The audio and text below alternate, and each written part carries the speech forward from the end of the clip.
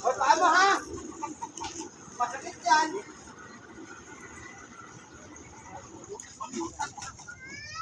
Ala, kawawa yung baby. Diyos ko Lord. Naipit.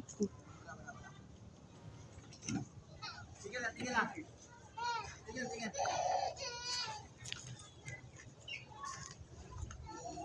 Tingin na, tingin. Ikaw nga, huwag ka na dyan, Tim. Ikaw na. Ayun na. Ligo ka lang, ligo, ligo. Kawawa naman. Kasi nabigla.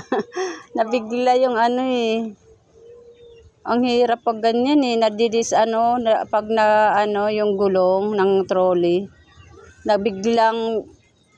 Biglang ano eh. Biglang lumis yung gulong niya. Nahulog yung bata tapos naipit siya. Sana hindi ka mapilayan.